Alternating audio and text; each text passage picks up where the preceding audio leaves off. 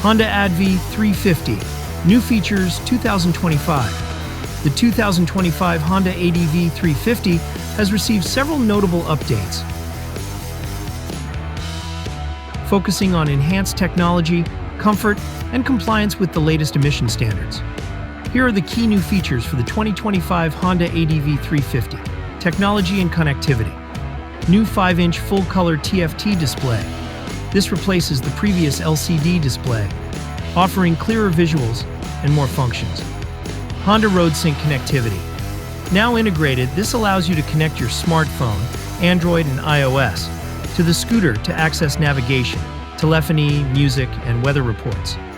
The system is operated via an illuminated 4-way switch on the left handlebar. Self-canceling indicators. The turn signals now automatically cancel, adding convenience.